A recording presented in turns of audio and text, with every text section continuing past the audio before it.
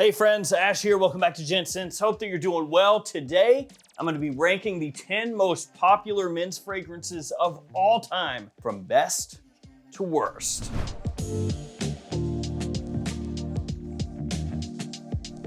So you can go to Fragrantica, you can take a look at the fragrances that they have on there, sort by male fragrances that are marketed toward men, and then it will spit out the most popular of all time based off of how many people have voted and commented and everything else. Essentially, their algorithm tells you these are the most popular ever.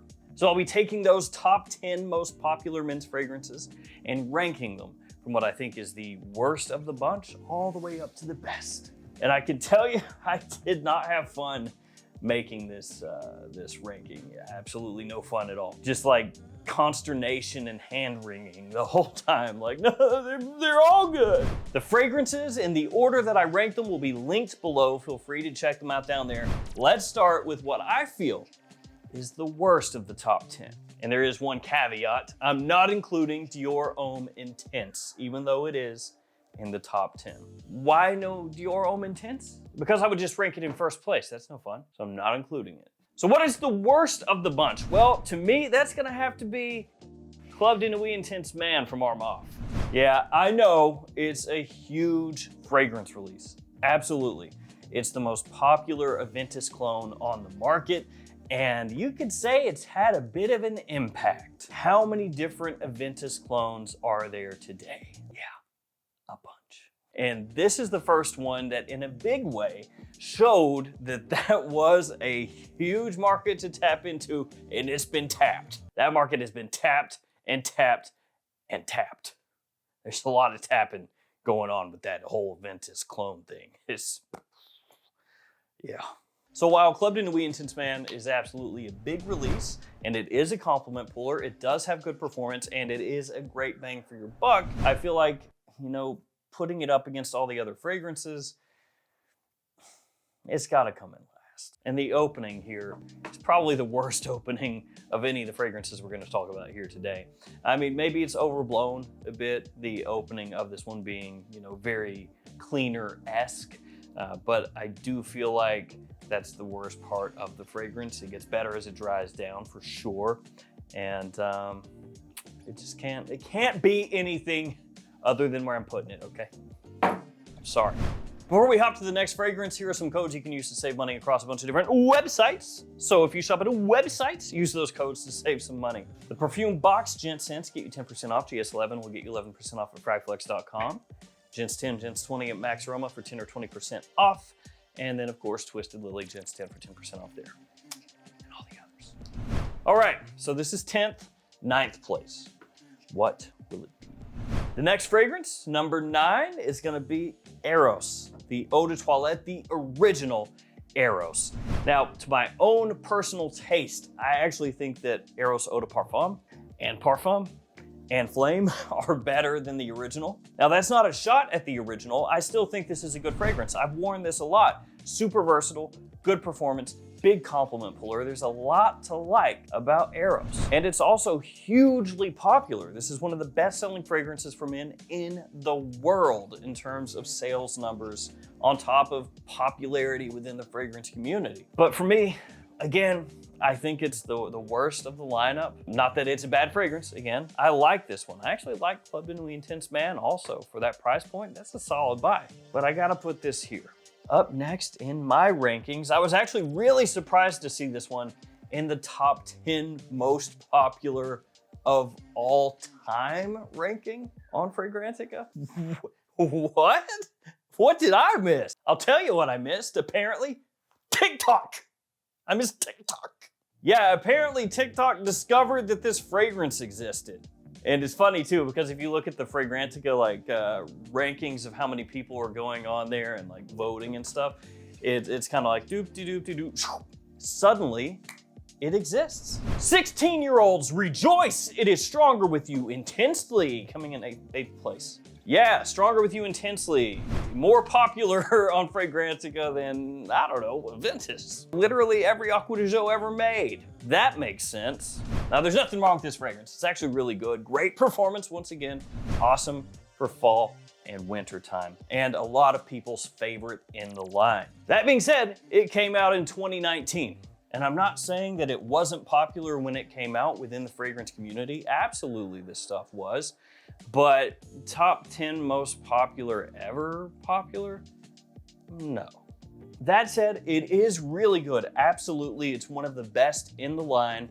I think for a lot of people, their favorite comes down to like Intensely, Absolutely, maybe even Stronger With You Leather. A lot of times it's one of those. So it's not like this is a bad fragrance. It's awesome, it has great performance, it's a big compliment puller. It's just one of those deals that when I pulled up, you know, the top 10 there, I was like, that's an odd one out. And then delving into it a little deeper, apparently it is the TikTok. So I guess since this came out in 2019, does that mean in 2029 that there's gonna be some stuff hyped up that came out this year? Can't wait for that. 2029, L'Homme Dior Parfum. Whoa, it's really good. I got a hidden gem for you guys. Le Beau Paradise Garden. Keep it between us here on this here app. All right, next up, Spicebomb Extreme. Yes, Spicebomb Extreme. A little bit down here toward, I guess, the bottom end of the rankings. Another one I like a lot. I like all of these. Like, legitimately, this is painful for me to do. Even though I was poking fun over here with Stronger With You Intensely, it's darn good. And like I said, Eros, I have gotten a bunch of use of out of the years. Spicebomb Extreme is really, really, really nice. I like it more than the original Spicebomb. I think the black vanilla in there is banging. The performance is great once again. It just solely came down to, with Spicebomb Extreme, would I want to wear it with regularity over the fragrances that I ranked above it? That is legitimately the only reason it is where it is, because the fragrances that are above it, I was like, well, I'd probably want to wear that one more often, or I would wear that more often, and that's why it is where it is. It's still good. It's still really good. Yeah, Bleu de Chanel Eau de Parfum up next. I know you're probably like, you can't do that. And I feel it deep in here. I do. This is excellent. It's very classy, super versatile, everything you would want in a blue fragrance. It's very, very, very, very good. And I know you're gonna see a fragrance that comes up after this one and you're gonna say, there is no way on this earth that you put that fragrance above Bleu de Chanel Eau de Parfum. But I'll just tell you, here, you know, in the last few years that I have reached for the other one more. And that's why. But I have said this before, I'll say it again.